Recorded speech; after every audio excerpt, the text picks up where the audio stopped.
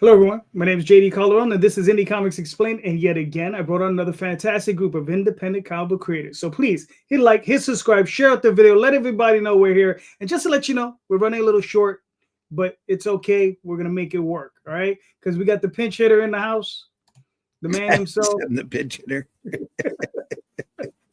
I know I'm not running a little short, but anyway. Yeah. Right. Well, where's Dee Rosario when you need him? Exactly. He is short, though. Yeah. Hey, everybody, Randy Zimmerman, Arrow Comics. I'm currently working on the Atlantean with the great Russ Leach. It's Cull, it's Brule, it's Sword and Sorcery. It's a lot of fun. All right, cool. For our first guest, what's up, Justin? Please introduce yourself. Hey, thanks for having me, JD. Justin Hunt. I'm one of the owners of Mythos Comics Group and also the art editor. Been a comic book illustrator for about 9 years with over 200 covers and done interiors and a bunch of work. Currently, we have a Kickstarter right now going on for Hammer of the Gods, which is a Led Zeppelin-inspired comic that even Robert Plant has a copy of. And we're working on, this is from book 4, but book 5 of Ninja Witch is wrapping up. And we have a couple other books going in production for this year. So. All right, very nice. We also have Kevin. Please introduce yourself. Hey, JD, thanks so much for the invite. My name is Kevin Crook of Crooked Comics. I'm the writer, creator, and producer of the Premonition and the Fates of Destiny. I do have a Kickstarter out now for issues 1 and 2, working on graphic novel of 4 issues, working with my main artist out of Chile. His name's Marcelo Sanchez. So it's just an epic cosmic adventure across not only time and space to Yggdrasil and the 9 realms, but also a journey through inner space. So check it out. Premonition and the Fates of Destiny. All right, cool. Very nice. Oh, Randy, I forgot to tell you, if you got anything you want me to pull up, put in a private chat. The Atlantean 2 is being fulfilled. People should be getting it in the mail, and next campaign isn't for a couple months, so it's all good. All right, well, gentlemen, we're running a little short. Normally I have 7 folks on. I have 3 people call out. It's just like work is like, what do you mean you call it out? It's like, all right, whatever. So, it's all good. But, I guess you guys saw the show question, right? So here it is. What are you chasing and why are you chasing it in indie comics, right? Because we're all chasing something. So Justin, you're in the hot seat, man. What are your thoughts? So I'm just, the whole purpose for indie comics for me is I've been in the industry for a while, and a lot of it seems to be the same repetitive formats. People aren't taking risks, and when you get to like Kickstarter campaigns and other books, they're doing the whole, if you order this, we'll give you this. If you pay more money, we'll give you something else. And I'm just trying to break the mold of that and kind of think outside the box. So we my wife created the character, and I said, been doing this for a while. So we went to a publisher, and they over-sexualized the character, and they were changing the kind of the ethos of the character. So we said, you know what, we'll just do it ourselves. You mentioned Brian Pulido. He's actually my mentor. I talk to him often, and he kind of guides me, which has been great. Cool. But we also want to put like quality, and I mean this very lovingly, but a lot of indie creators cut a lot of corners. So they have fantastic covers, and then the interior, either the story's not strong or the art's not strong, or somehow it doesn't, they try to focus everything on variants. So we try to focus on spending the money, having solid interiors, solid stories. I go through a lot of behind the scenes of kind of beta testing. Hey, can somebody read this? Somebody read that? Give me some feedback. And we're just trying to do something different. We have wine bottles out with our stuff on it. When we do giveaways, we do surprises. We gave out custom engraved mugs. We've done katanas. I do hand-drawn maps that we give away as random surprises for people. Yeah. We just try to keep it interesting and basically appreciate the fans and try to grow the fan base from a more organic grassroots as opposed to showing up in a bunch of comic books shops. And, the book we're doing now, Hammer of the Gods, it's already done. And then when people get it, we just give them free trinkets, coasters and stickers and prints and everything for Mhm. no extra cost. And that one was really cool because I'm a big Led Zeppelin fan, so I've always been inspired by the music. Kind of brings you in and gives you a lot of vivid imagery, and when you listen to it, so Immigrant Song has always been something. So it's only like 8 lines though, and I'm like, what do you do with that? So I rewrote it into an 84-line poem, and then I converted that poem into a narration, and then wrote the script for the book. So there's no dialogue. It's just the beginning of the song to the end of the song. And we got reached out to by Robert Plant's manager and got him a copy of it. And he likes it. He's not going to endorse it, but we also can say, it's Led Zeppelin inspired, which is really cool that one of my childhood idols now has a book that I did based on his song. And, just stuff like that, just chasing it out there. And we also give a lot of opportunities to unknown artists. So if we're at a Comic-Con, we walk around and we see people, and they might have an art style that we're not typically used to. So we'll give them a shot and say, hey, are you interested in doing a cover? Do you want to do an interior? And we just kind of help out, because that's how I got into it. Somebody gave me a chance. So you never know who's out there waiting to be the next Mark Brooks or the next, whatever. So we just try that. And my wife and I have an absolutely blast doing it. She's really in charge, even though I'm the one who's sitting here, but. Yeah, I know that feeling. My wife and I are also a duo, and she gets to, like, when we haven't been to shows in a while, but the dynamic works like this. I get to lift the heavy things, and she gets to sit at the table and sell the stuff. Right? I get to lift the heavy boxes. Yeah. So Amy does dress up. She actually made a full costume for Ninja Witch, and she'll walk around the show, and we have stickers and stuff like that has our booth number on it. She'll just give it out to people and tries to bring it in. So she's very much invested in it. But the heavy, all those boxes over here that you guys can't see, upon long box upon long box upon long box, is it's my job to carry them and set them up. Yep, I know that feeling, man. I know that feeling. Kevin, what are your thoughts on the question? JD, I'm chasing down a dream, man. I got one shot, I got one idea, and I'm going with it. Nice. Whatnot is you guys familiar with Whatnot? I hope. Comic auction app. Well, that's what got me back into comics after 30 years and not looking at one single comic since I was a kid. Okay, I was just enthralled by the auctions, the giveaways, the live streaming art. Got excited about that, the energy there. I started getting into comics, started learning more about stuff. Bought way too much stuff. So then one day I was, talking to my cousin, got me into the Whatnot app. I was like, hey, try to come up with some original ideas of superheroes, bad or good. Come back to me, see what you can find out. I was just interested and trying to come up with something original. So I came up with a whole list. He came back with nothing. I guess he's not very creative, but I've been creative my whole life. I've been writing lyrics and songs since I was 15. I've been a writer and things of that nature, but I can never nail down anything and make anything ever happen, even with music, because I'm just not cut out to be a musician. So anyway, I had an idea I thought was too good to pass up. That was Premonition. And so I just built from there, and he encouraged me to draw the books. I used to draw as a kid, and I used to be really good, but not as good as you see these artists out here today. And I wanted something in my hand within a year. Right. So I started looking at ways I could do this, software that I could do it to speed things up. Do I need to take classes? What do I got to do? I was like, this is going to take way too long. So luckily, I stumbled across the website called Upwork, was able to hire an artist to help me flesh out my ideas. And so I just concentrated on my characters, my story, started writing the story, worked with Ronald Acosta on Upwork. Took us about 8 to 9 months to finish the first issue, Premonition 1. Spent a little bit extra time, 3 months to flesh it out and make the whole story come together from beginning to end, and it was a 36-page epic. Since then, I decided it was just too, it wasn't cost effective to continue with Ronald, and he's great, he's phenomenal. He did everything, which is, I helped direct a lot of the art as well. a lot of the ideas and everything. But it wasn't going to be cost effective to continue with him. So I started the whole thing over, brand new. So that's what's unique about my story. I've two different issues by two different of the same story by two different artists.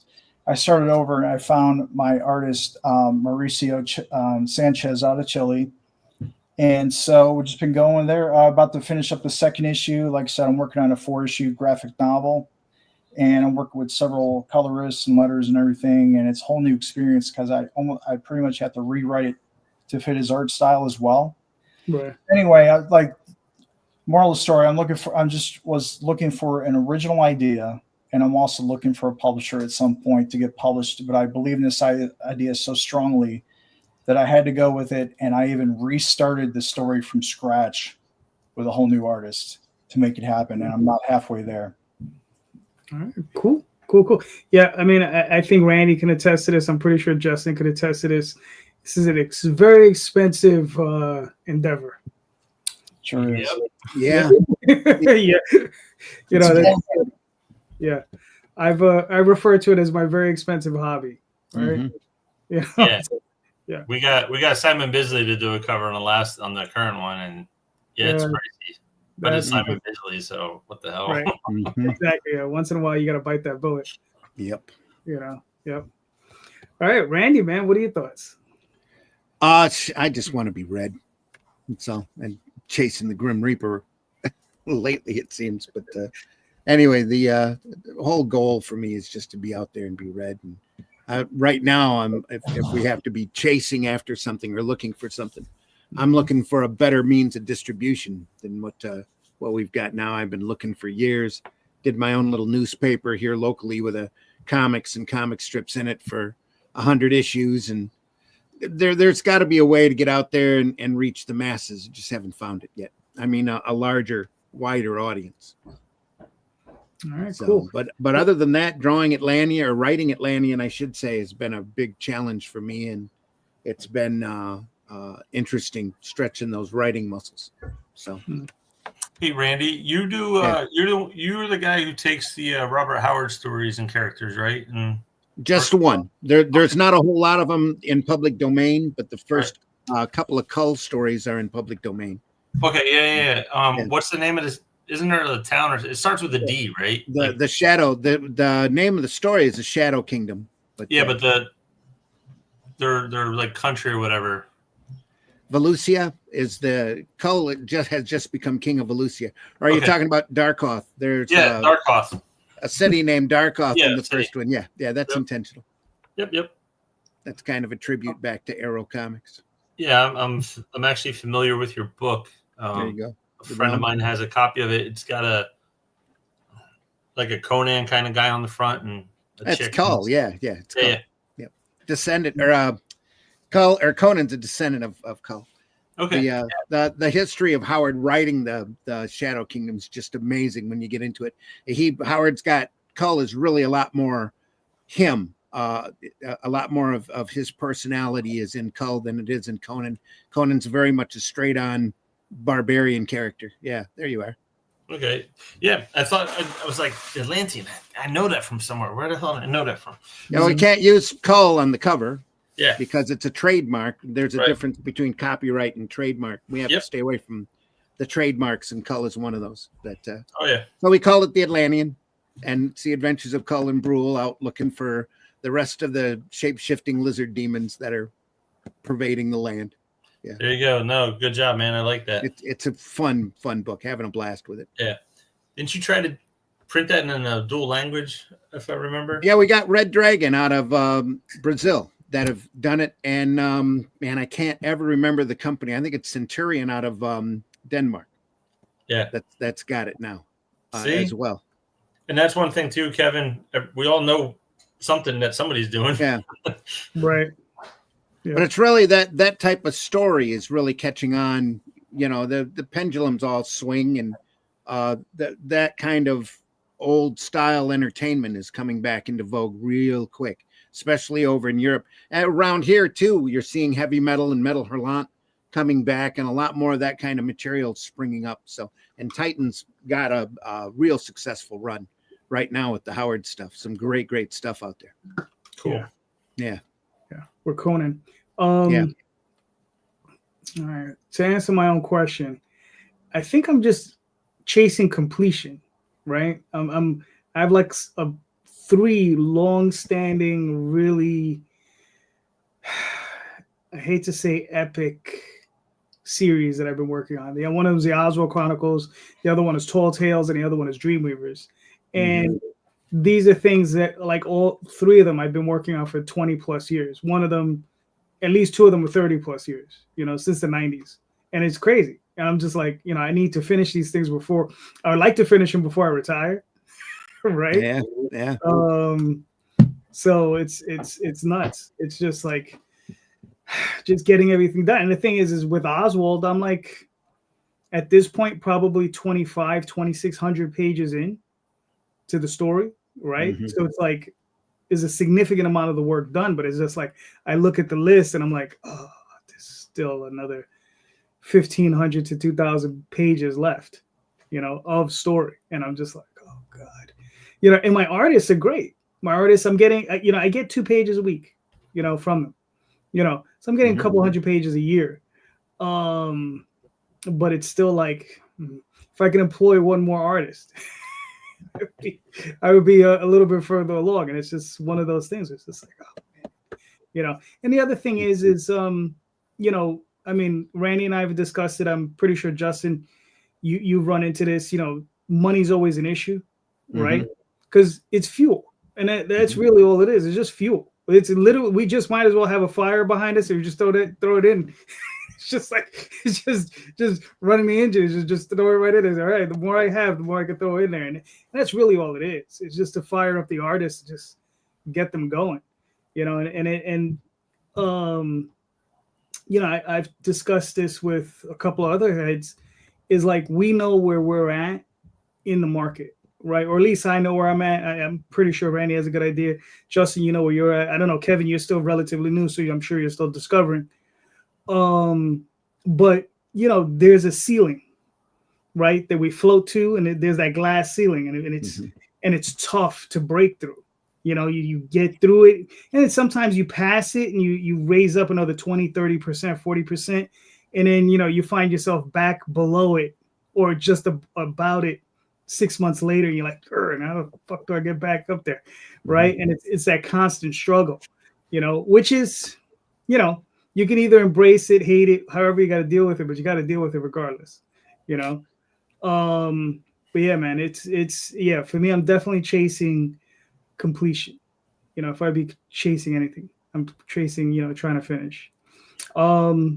All right, Randy, I'm chasing a hardcore bucket list. That's something, and great projects end up getting in the way. Andrew says, good evening, gentlemen. I hope you are well. Justin, I thank you for your service to this country. JD, I love Oswald Chronicles and Dreamweavers. Hunt Ninja Witch rocks, and I hope your pens in the future. I hope more pens in the future. Yeah. We did on one of our Kickstarters, instead of giving out like the basic plastic pen, we put metal pens that are all engraved and everything. And that's cool. Some higher quality pens out there. Yeah. Nice. I think, JD, you said something that was interesting. You're talking about the ceiling that moves. And at the end of last year, beginning of this year, I was, what are the things I enjoy, and can we do something where we're not actually, to your point, chasing a ceiling? Let's just create a project and see what happens with it. But what is our acceptable loss on the project to still be a successful project, right? Because every single one of them is not a hit out of the park. Every single one of them is not going to be great. But what makes it a success? Some people are like, well, I made X amount of money on Kickstarter. Sure. How much of that is being then spent on all your little stuff that you got to give away and your shipping and everything else like that? How many quote unquote fans do you have? How many, if you go to a convention, our Kickstarters are, they're 5-digit sales. But we go to a convention and I'll sell out of 4 long boxes of one issue. to me, that's a success, right? And people are now coming up and like, I read 1 and 2. I want this, and what's next? And there's that interaction. And I think the coolest part about the self-publishing and owning an actual publishing house is I've negotiated really good print costs with printers and some other stuff, but nobody's telling me you can't do that. Right. Right. You're not trying to pitch it to somebody else. And luckily, I have a little liquid income each month that I can put towards this to kind of offset some stuff. But when you're starting off, the first couple of issues, you're not in the black, right? You're in the red, and you're like, it's a foundation. I'm building this. We're going to get there. And like Toledo, he's at 400,000 per Kickstarter, but he wasn't. Yeah. Right. You got to work up to that. Yep. So like some of the stuff we're going to be doing is we have some non-Ninja Witch stuff we're doing but we're already working on stuff for December. You got to work on it now so you can have it ready, before you even get to the Kickstarter phase. So what we like to do is like you do a Kickstarter, books are already in hand. So as soon as it's done, it's shipping. There's no, and that's something we're trying to do that's different than a lot of other places. So, you're chasing that ceiling, but also how do you measure that? And part of what we're measuring is what's the customer experience that's different than going to a comic book shop, because a lot of people have stopped going to comic book shops. They just go and they get their pool, they grab their 20, 30 books, and they're gone on a Wednesday. Yep. They're not perusing everything. And then when they are, if you go into a comic book shop, you have, we'll say the big three, we'll throw Image in there. And then you have, IDW and everything. And then all the way hidden on the back corner, you have Indy comics. There's like 8 of them, right? Because they're not in Preview Magazine. They're people are like hustling. They're calling comic book shops and stuff. So how do you get out there? So I guess everybody's measuring that ceiling and what success looks like totally differently. Oh, yeah, for sure. The other part is like, none of you guys are my competition. We're all in the same boat, right? Yep. My job. My comics are totally different than Randy's. They're totally different than Kevin, what you're talking about with the characters with the Medusa hair and stuff like that. Totally different than Oswald Chronicles, which I have a bunch on the shelf. So, and your wife's books too. I have some of her books too, JD. But we all have to support each other because collectively that's how the industry stays alive. And the fresh ideas and stuff like that. So anyway, I'm off my soapbox. I just thought it was really cool the way you talked about the ceiling. And I was like, shit, how do I measure that ceiling? I don't. I think everybody's got a personal level, of success. It's want to be read. And if I can make a living off of it, that's great too. That's the big thing. What do you think, Kevin? What's your idea of a ceiling?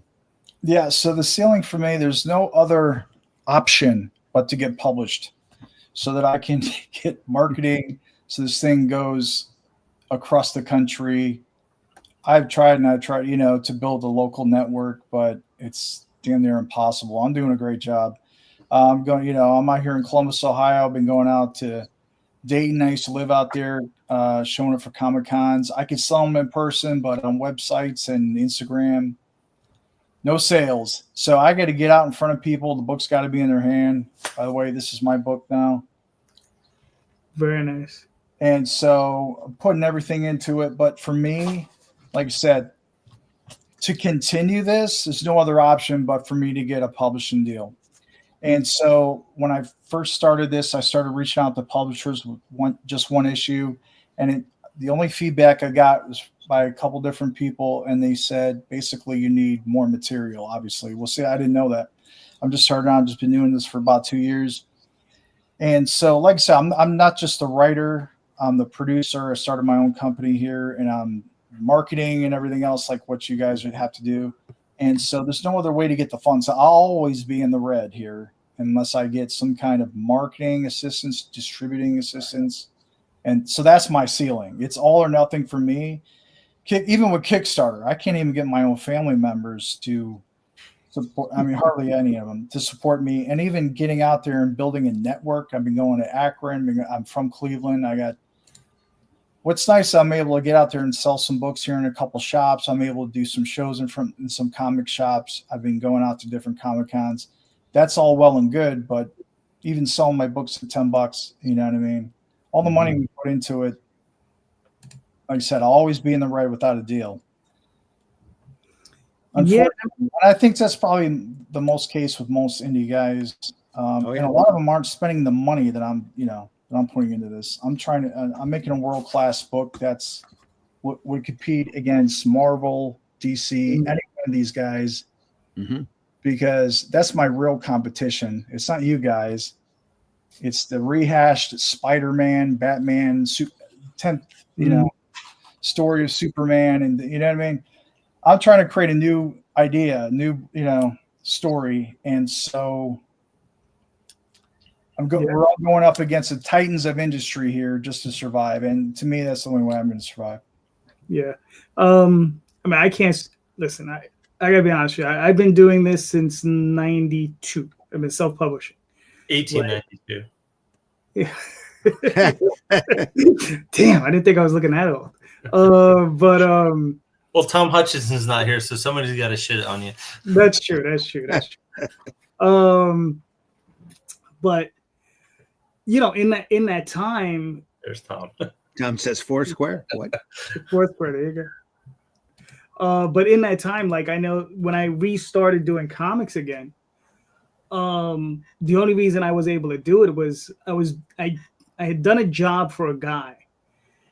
No, right.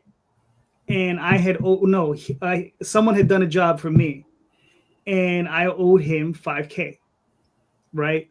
And I'm ready to pay. I have the money. It's burning a hole in my pocket. I'm like, here you go. Here's your cash.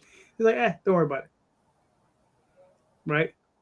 And he did that to burn somebody else, right? He did that to burn somebody else. He was like, yeah, don't worry about it. It's all good. And so I was like, okay. And the thing is, I had no contact with that other person, so I didn't even know that he was burning somebody else till like years later. And I was like, and I took that money, and most normal people go on vacation or put it in their IRA account or something. And I said, now I'm gonna start comics again, and that's how I got it initially funded. Right? Was I just started up with that $5,000, but I've been backloading that sucker ever since.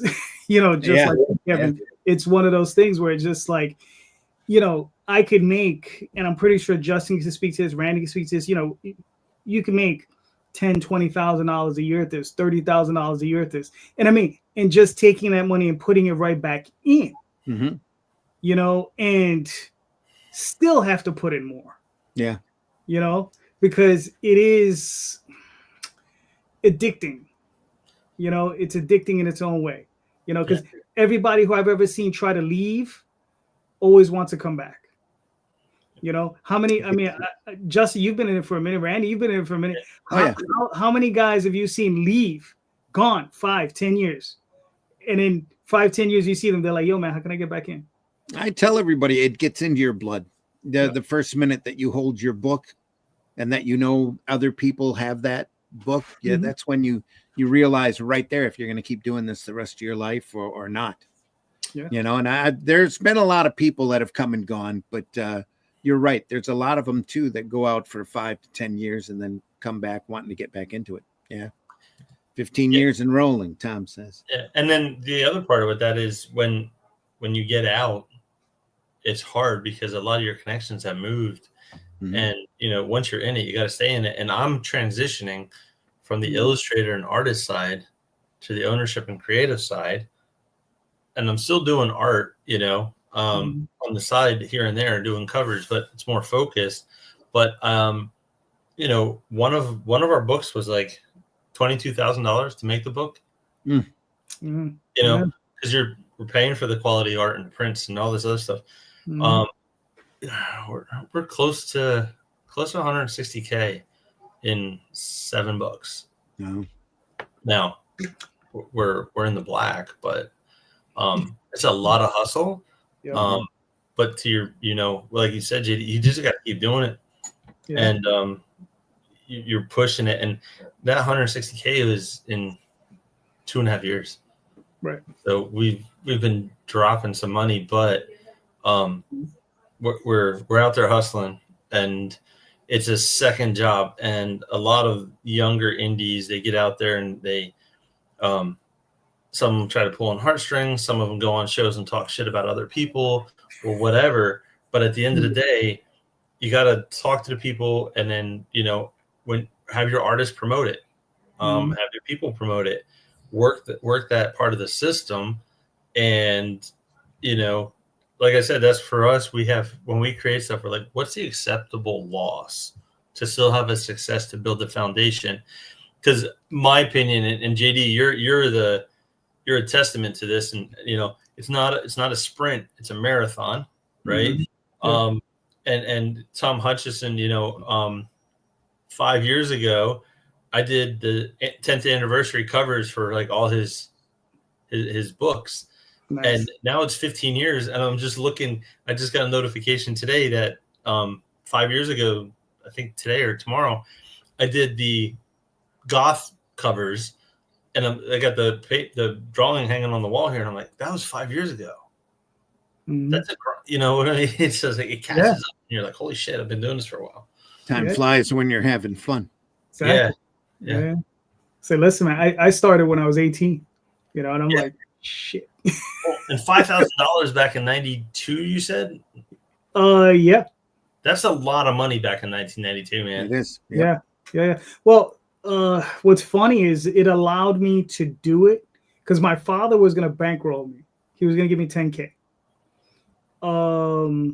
My father had a bunch of businesses, like grocery stores and stuff, and I was like, no, I'm going to do it on my own. and I did. So, he was actually very proud of me for that. I never asked him for any cash. So, because I think that was the first thing he was expecting from me.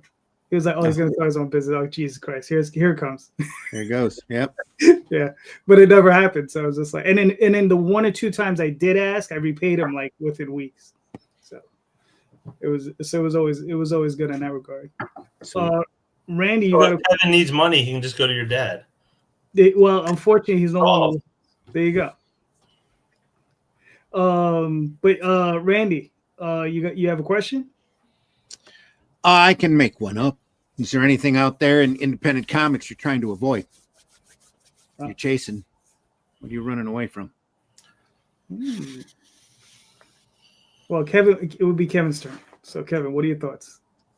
Anything in independent comics I'm trying to avoid? Mm-hmm. Yeah. I'm just trying to learn from my mistakes at this point. Like I said, I'm a newcomer, been only doing this a couple of years. I think I'm doing pretty damn good for that. A couple of years, making a huge splash in the indie comic network scene out here, and there's a lot of people out here doing this, and it's just rewarding. Mm-hmm. And you meet some of these guys. It was just a decision to do this. I'm like, before I had nothing to do with any of this, you know what I mean? And then all of a sudden, I'm a vendor at these different shows. I'm meeting these different guys. There's all kinds of different people doing different things, artists, writers like me, putting books out. Just a whole scene I wasn't even aware of. Mm-hmm. And, it's just a decision to do something. And so that's one thing is what I like about all this, being a creator, is bringing something forth out of nothing into you know what I mean, out into the world, into reality. All of this art, my ideas, working with the artists, doing the covers, putting all these guys to work. You know what I mean? Put my ideas out there and have people pick up my book, like my book. You know what I mean? So I got a lot of faith in it, especially in getting in front of people, and they like what they see. And then it's just a matter of trying to turn that on in the social realm. You know what I mean? I haven't really done a lot of that marketing and stuff like that. And like I said, this is my first podcast, but just, rolling with the punches, try not to lose too much money, which been there, done that, and it didn't stop me. So I think you're right with it's a lifelong endeavor. I have other stories I want to create. Unfortunately, I can't make them happen really on paper. And like I said, I got a full-time job, right? This is all part-time. You know what I mean? Just hobbies, and but we're doing something here. We're creating magic here. So hopefully, I can put this book in everybody's hand that likes comics in the future. So that's my goal. Yeah. Cool. All right, Justin, what are your thoughts? As soon as Randy said it, I was like, shit. I think I just don't want to get into the pitfall of.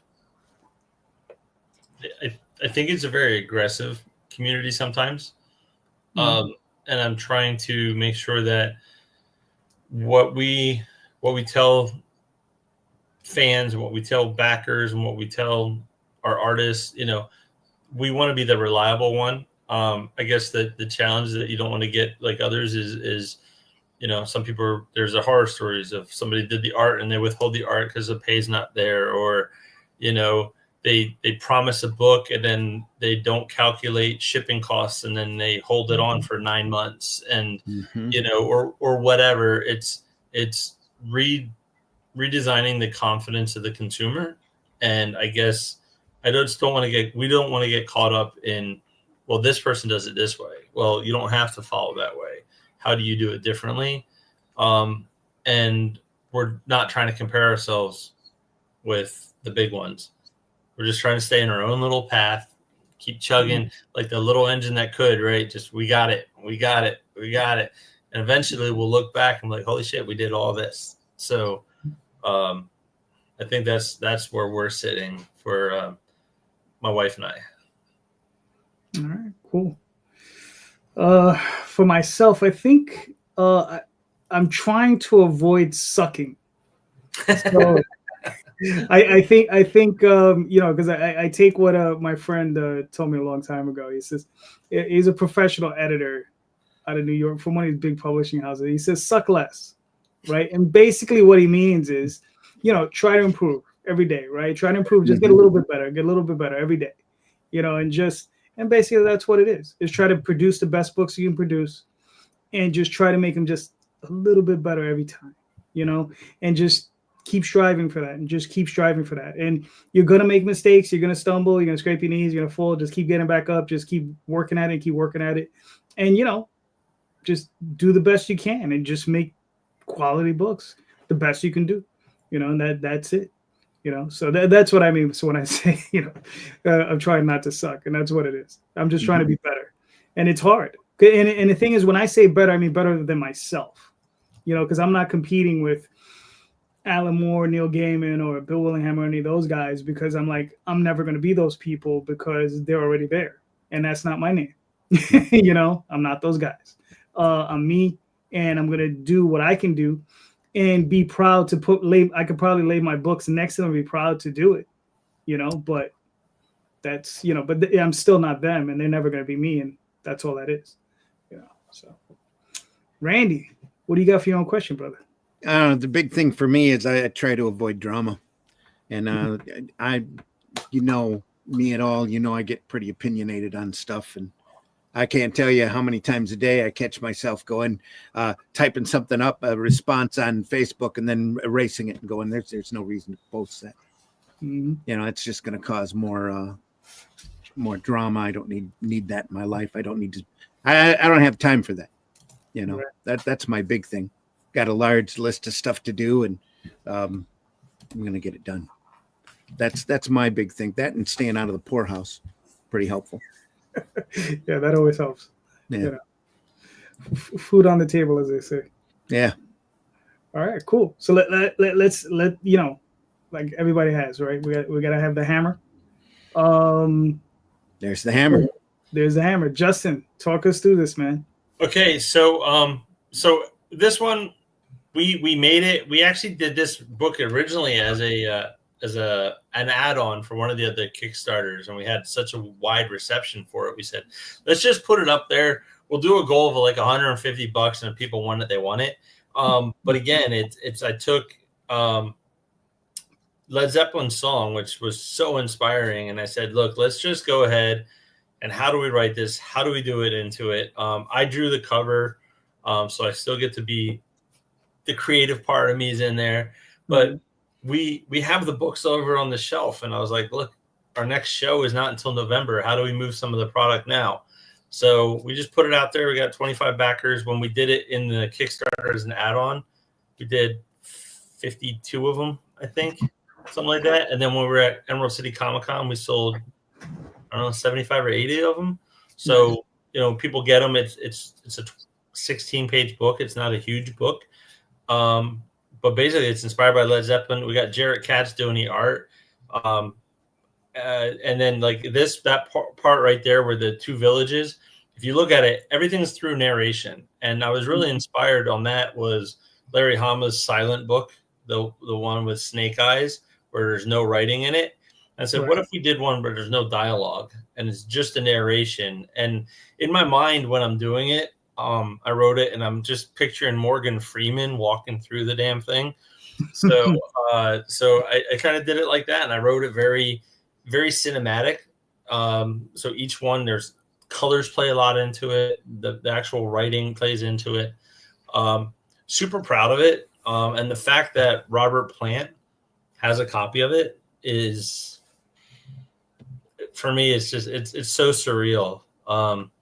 So that I mean, it's that in a nutshell. And we're toting this as the easiest Kickstarter you're ever going to have to back, because you get the book and you say, yes, I want the book. And we just give you the other stuff for free. You don't have to pick covers. You don't have to pick a tier. You just, here's a book, $15. Mm-hmm. And we get you the book, and you get the coaster that's shown, which is the Hammer of the Gods coaster. And it's kind of hard to see on here, but we have the, there's images, the logos that Led Zeppelin used on there. And then the cool sticker. Hold on. I'll give you the whole screen. There you go. Cool. Whoops. Let me turn it. So there you go. There's the coaster, and it's got the images on it. So that's a cool coaster. And then we have the sticker, Hammer of the Gods, and they both look like Viking shields. So, and then there's a hollow foil print that goes with it. People are enjoying the book, so that's why we just threw it it's a low introduction rate, and people like it. They like it, and we're super happy to have it on there. And we wrote it as book 1 because, and it's got a gold symbol on it for Mythos Comics Group, because we're going to look at taking other songs and try to transcribe them and do comics. Just something new for fun. See what happens.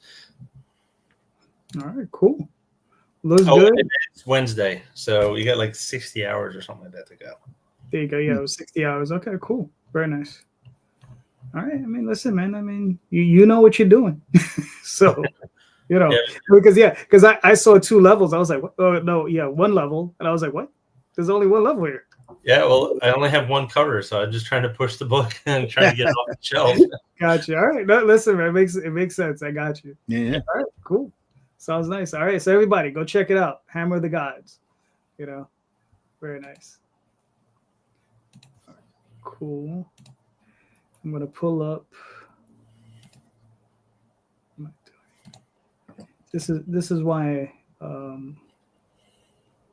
need a producer.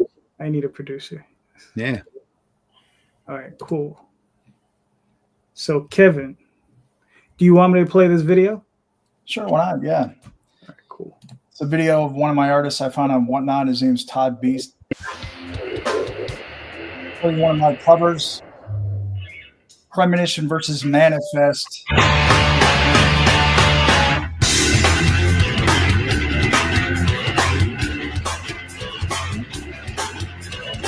Oh, please don't go out on me. Don't go on me now. Never after the beat. Oh, don't go on me now. I swear I never took it for granted. I just thought of it now. Suppose I abused you. Just pass me down.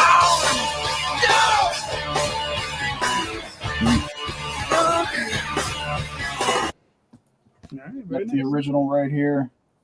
There you go. 11x17 original art. Todd Beats. Check him out. Whatnot. ToddBeats.com. He's a beast. Well, actually, Kevin, hold it up again. I'm gonna give you the whole screen so everybody can see it. Very nice. Yeah, that's nice. Yeah, I love his art. So commissioned him to do one of my covers, Premonition 1. So my book, first book was called Premonition. Second one, revamped Premonition and the Fates of Destiny, so that I could trademark the name. So that's in the works. So let's check out the Kickstarter here. And scroll down. So there's a little synopsis there. And what I'm doing is promoting the first 2 issues of the 4-issue graphic novel. Mhm. And the second one's almost finished. And at the end of the Kickstarter, both will be available to ship. First one is right here. So we made our initial goal of 1,000. So we unlocked some free digital art of issue 3. Cool. And so it just goes a little bit over my story, some of my covers I have here. So you can continue to scroll down. Also, I commissioned Todd Beats to do, I'm a huge Moon Knight fan, to do a Moon Knight versus Premonition. Nice. I want to see a Silver Surfer versus Premonition as well, because it's a galactic adventure across the cosmos. So that's an interesting piece of cover work from Andre Osh. He does sketch cards. And so you can find him on Whatnot as well. He's an amazing artist. Took him 3 months to paint my characters, the Fates of Destiny. Yeah. And so this is based on the Norns and of North mythology, the Weavers of Fate. So in my story, they're called the Fates of Destiny. And so here's me at most recent Comic-Con showcasing the big ass art of Marcelo Sanchez, His art is, 18 by 25 inch pages, as opposed to the traditional art of 11 by 17. Yeah. Most artists use. He's doing huge pieces of artwork. So I collected some of those and I showcased those at my show. This was a small press alternative comics expo in Columbus held annually. Space.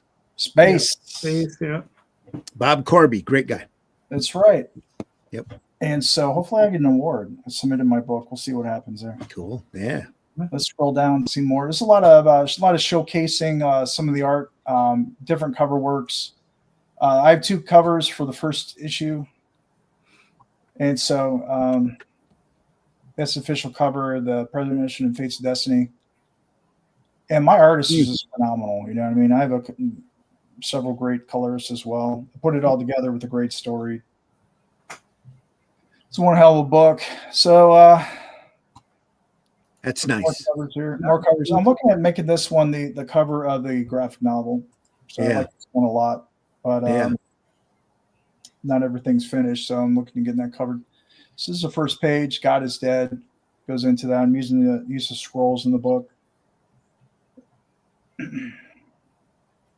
Nice. So it's the end of the cosmos. Darkness is taking over. Chaos is our child of darkness. It's swallowing all life and light and galaxy. Or in other words, Monday. Exactly.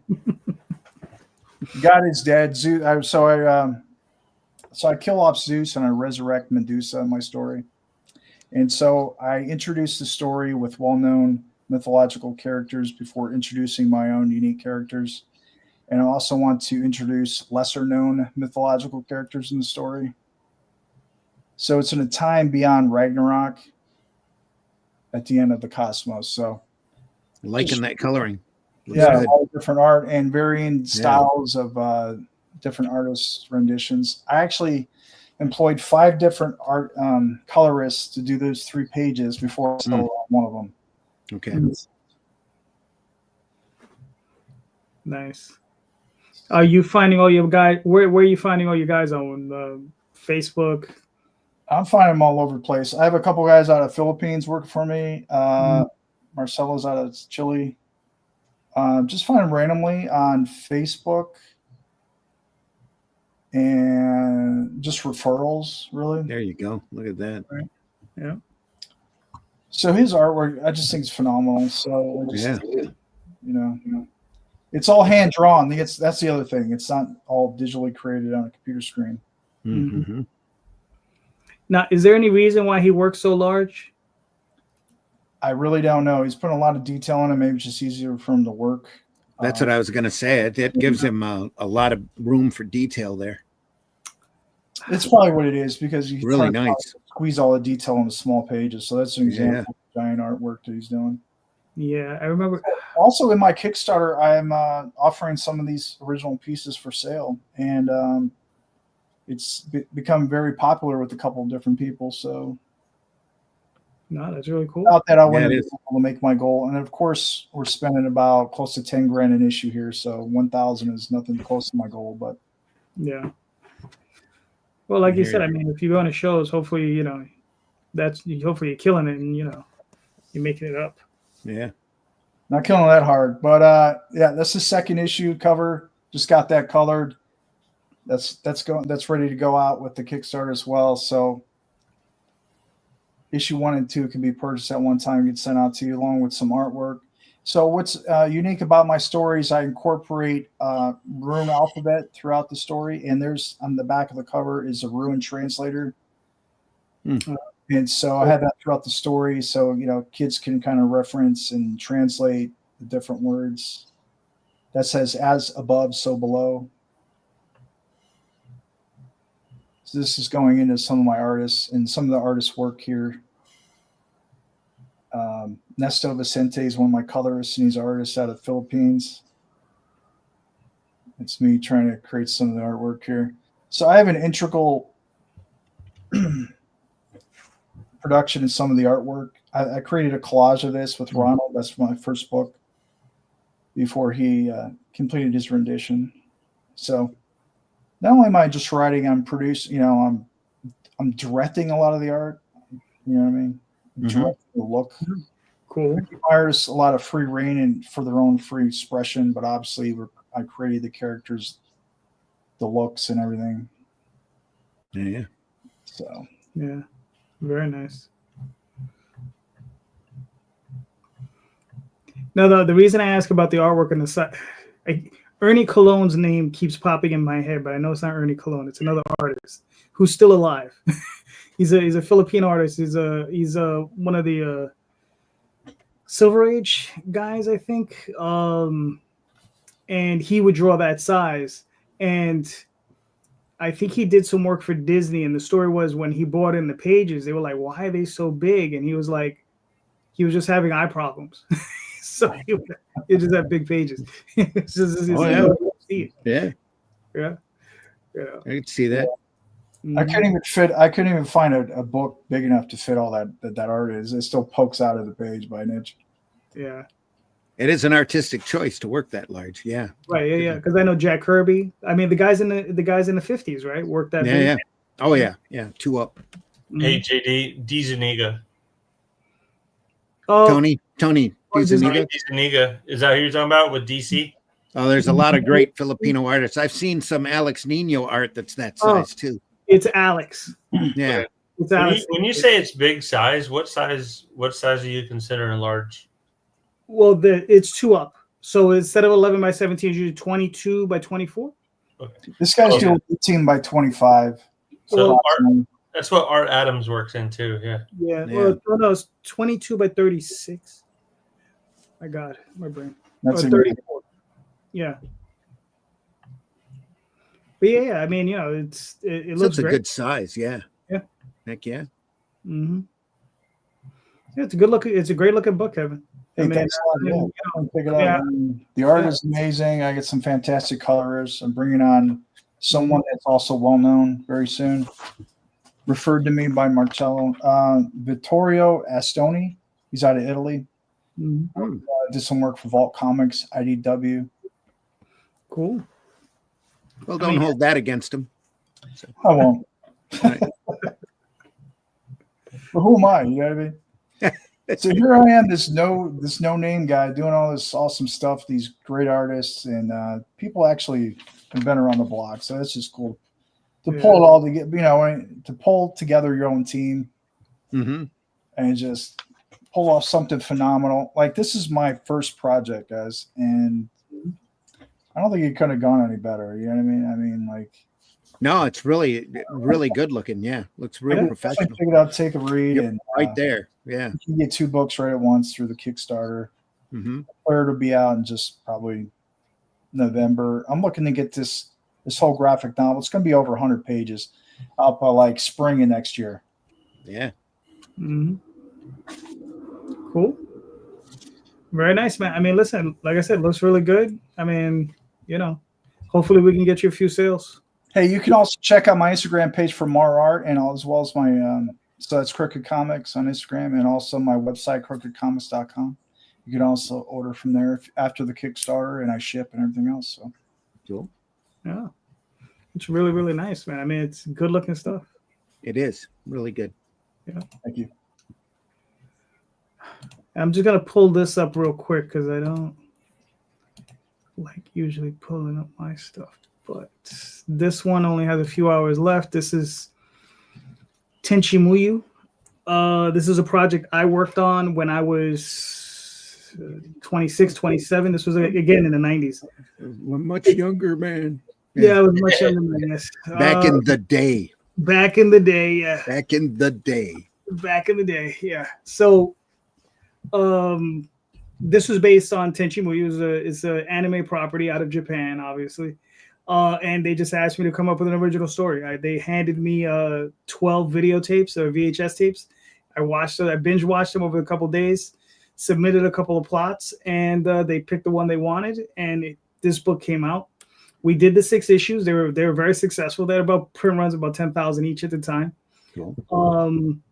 The series was obviously we had color covers, we had black and white interiors. And here's the thing: is they wanted us to do another 18 issues, but the person who put the deal together ran away with the budget. All right, they absconded with, I don't know, it was like 40 or 50K of Pioneer's money. So they went the budget, they went the project. Myself and the artist, we went on our merry way. And these guys who are huge Tenchi fans, they interviewed us probably about 4 years ago around COVID, and they were like, just questioning us about it. And I said, one of the things I regretted about the project was that we never got a trade paperback or a hardcover or something out of it. So that's what they did. They managed to get the license, and they're putting out the hardcover. So I've been helping them out over the last few weeks. And, they told me it was a big community, and they told me there was a lot of fans. And I was like, sure.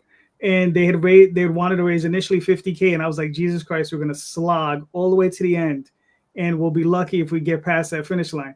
And surprisingly enough, those people came out in droves, and we're at 144. So thank you very much to anyone who's listening, who's part of that. This was awesome for everybody. So thank you. And, I'm helping these guys hopefully put out the best book we can put out. So it's going to be a lot of fun. Yeah. Congrats, man. It's nice. Yeah, really. Thank you. Listen, I was shocked when it happened. I was just like, because, initially they wanted to raise 20, and then it went up to 50. And I was just like, okay, maybe, and I was just like, and then when we saw these numbers, I was like, wow. Like they had told me it's a big community, and these guys tend to come out for it. And I was just like, and they weren't wrong. Plus, there's been enough time for the material, under the bridge that it collecting it like that. You're hitting like 2 audiences later. As far as comic readers go. So yeah, you're right there. Oh yeah, and I mean, and these are anime and manga fans, so they're like, this is something I think Tenchi Muyu. Well, yeah, it's from the 90s, so. And it's been aired who knows how many times. So, all right, so guys. You might have a lot of folks buying this for their kids. Yeah, that'd be crazy. You never know. Yeah, you never know. Well, what it is they say it's a lot of people who are buying it who are nostalgic for the original series. Yeah, yeah. And then we also got a lot of new purchasers. So cool. Yeah. All right, so let's get back to it. I got a couple more questions here for you guys. I got a picture here if you want to throw it up there. I've got the cover for Atlantean 3 if you want to see that. I got it. I think Russ just got that last week. Nice. Very nice. We'll have the campaign for that out in June or July. As soon as the book's done, we'll put it up there. We don't like running a campaign till we know exactly when the book's going to be completed. So very nice. But it's coming along. It's looking really good, and that cover is just amazing. Love it. I can get up in closer on it too. Yeah. Even his muscles have muscles. What are you doing? Yeah. Great detail there. Yeah. It's very Joe Jusko. Yeah. Yeah. It's very Joe Jusko. Turned out really good. Real happy with it. It's got a good like 70s, 80s pulp feel to it. I like it. Yeah. Russ has got a deep love for the old Savage Sword of Conan's. And so this is magazine size, and it's black and white, gray tones, interior. It's as close to the Savage Sword magazine as we can get it. Yeah. So just not the little cheap newsprint. It's on, really, really nice white paper, and it's square bound. It's nice, really, really nice product. Mm-hmm. So How many pages, Randy? the stories themselves run 50 at least. Some a little longer, some a little shorter, but not by much. Nice. Yeah, it makes for a real nice product. Very cool. And then there's letter pages, and we have a few other things, pinups and that in the book as well. Nice. All right, cool. So, Listen, like I said, real happy with it. Issue 2 is hitting the everybody's mailbox now. Issue 3 campaign for it will be June or July, and then we'll offer the back volumes in the campaign as well for anybody who wants to catch up. Cool. We're available right now anywhere that the Ingram system is. Atlantean 1 and Shadow Kingdom's available there. Amazon, Barnes and Noble. Mm-hmm. Yeah. No, that's really Real cool. happy with it. So are you guys again? You guys doing quarterly or 3 times a year? Right now, 3 probably. Mm-hmm. All depends upon Russ's availability and schedule, but we want to see. We're trying to spin off a few other things and kind of expand the universe a little bit. It's pretty wide open with the stories that we have in the time period that we're working in. The majority of the other Cull stories that were written has him as the king of Atlantis much later than when these stories take place. Gotcha. Now, all right. So Cull is in public domain. Conan. The Shadow Kingdom's in public domain. The Shadow Kingdom has Cull and Brule. There's 1 or 2 other stories with Cull that are in public domain. The copyright law now is anything 1930 and before. Okay. Is considered that was printed 1930 or before, that's in public domain. The thing with Cull, Howard only placed 2 stories with Cull back with Weird Tales, though he wrote about a dozen of them. The rest of them were all rejected. Right. And they're all in, some of them were just little fragments and pieces that everybody else has written back in on. But the printed stuff of Cull is in public domain. The stuff that was originally printed in Weird Tales back in 1929, 1930. Right. And Conan is coming up. I think Conan's another year or 2 away. I know I'm kind of looking forward. The Shadows and Doc Savage are coming into public domain here pretty quick as well. Right. So all the early pulp stuff is going to be great to see. Right. Yeah. The Shadow's always been a cool looking character that it's been utilized. I mean, there was the Howard Chaykin story, but nothing touches the old William Kaluta DC stories that they did. Just phenomenal atmosphere. Great stuff. Mm-hmm. Yeah. And it's just a shame they haven't reprinted those. Right. I'm not sure if that's a rights problem or what, but they really do. All of that. The early DC Shadow stuff, what Kaluta didn't do, I think Frank Robbins did. It's a completely different style, but it's very, very individual to the property. It's really just all good stuff. Great stuff. Mm-hmm. All right, gentlemen. I got, like I said, I got another question for you guys. This was kind of similar to what Randy asked, but it's a little different. What have you been told you need to do in indie comics and you found doesn't work? Right now, I'm finding that floppies aren't working. Especially when it comes to doing campaigns, you have to have something substantial enough for somebody to buy in. I think that's a value. That's why I like working in the magazine size. That we give them a book, we give them a story, a whole story. I'll try to do a little bit more value for the buck and do a really good product. But floppies for me, I got a ton of one shots and other ideas from all sorts of different things that I've tried in the past. Been thinking about putting them all together into one great big book, just to be able to offer them out to people, because I'm really happy with a lot of the work on it. majority of the work on it, I would say. And that right now, just I'm doing shows and the floppies just aren't moving very fast. So Interesting. that's a big thing for me. Mm-hmm. Yeah, I mean, the whole industry's in such a state of flux that, and for me, especially doing campaigns, you really have to be able to send something substantial, to somebody buying in, because they're already spending at least $10 in shipping. Yeah. I mean, I've discussed it with other creators. Sometimes I find at shows, it was easier to sell a $20 book than it was to sell a $5 book. Yeah. Yeah. Absolutely. I mean, Jesse, you got any thoughts on that? Because I mean, you do a lot of shows. So. Yeah. So before I go into answer that one, I'm going to piggyback on what you just said about the $20 book versus the $5. I have a lot of the books that I get as comps from the publishers. So stuff from Coffin Comics and Big Dog Ink and Marvel and stuff like that. And I have 2 racks of comic book covers, and I'm like, they're $5 each. Here's the comics I did. What's inside this? Shit, I don't know. I just did the cover.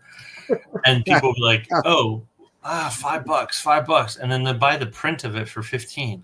And I'm like, okay. I mean, sure, whatever. I still don't understand that part. Where their head is on some of that. So let's see, something that's been told to do that I found doesn't work.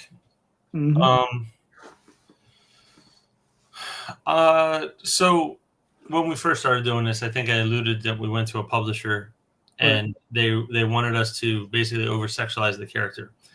And they were, well, you have to show this and you have to do this because TNA works. And if the TNA is not there, nobody's going to buy it.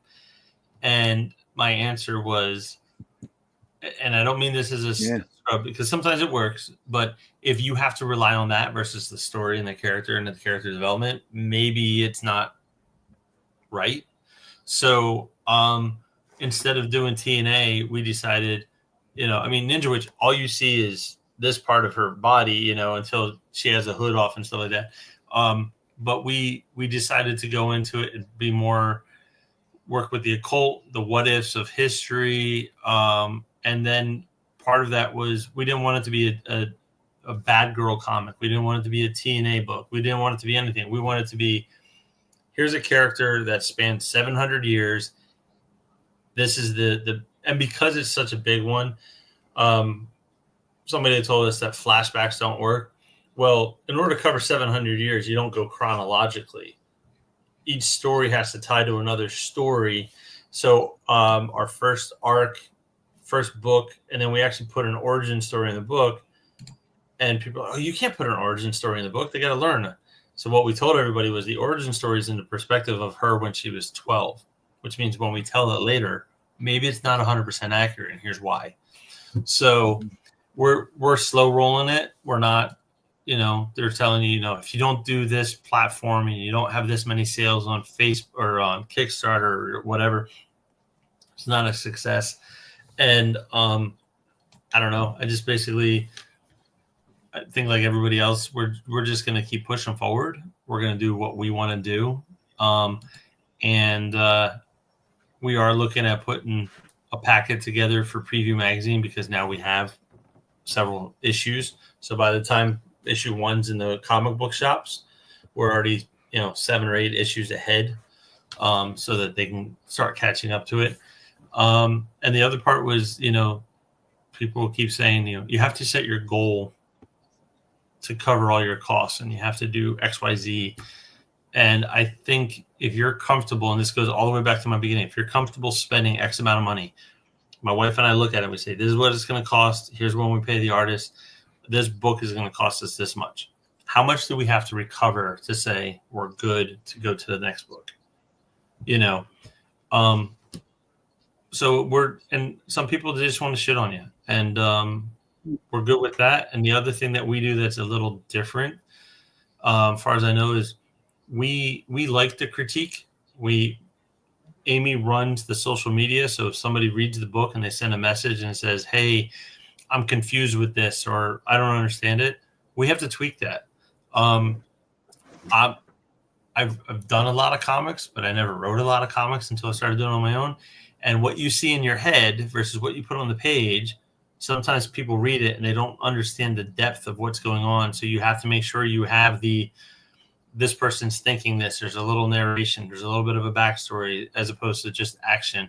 So I think it's just a lot of lessons you learn and you figure out what works. And you look at people who are being a success. JD, you're a routine success, right?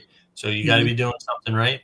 Tom Hutchison does this where it grows. He's doing stuff with Antarctic Press now. He was with Aspen before. He's doing it on his own, constantly reimagining stuff and staying on top of the times. So I look at people like that, and I just try to see what people are doing, pick up the breadcrumbs, and I'm not here to recreate the wheel. When we sat down with Brian Pulido and he said, "Here's my blueprint," we said, "Okay," and then he said, "Look, follow it. Here's the proof of the success." We said, "Okay, we're going to follow it, but at our scale." Right. So I think the biggest thing that we're trying to do that, people tell us not to do is they want you to follow everybody else's. And basically then you get lost and you're not yourself. Mm-hmm. So we're going to do books that are just different, and if people like them, they like them. If they don't, they don't. If at the end of the day, Amy and I are creating comics together and putting stories out there and having fun, and she's big into the occult, and also we're doing a really deep, dark Krampus story that's really cool, and then we have a reimagining of Sleepy Hollow, and it's nothing like anything that's ever been seen before. So we're just excited to go out and just do our own thing and not really give a shit what other people are saying. All right, listen, that's fair. Kevin, what are your thoughts? I'm just learning by experience here. I feel like, the first endeavor, I've improved greatly since the first book by just spacing out a lot of the art,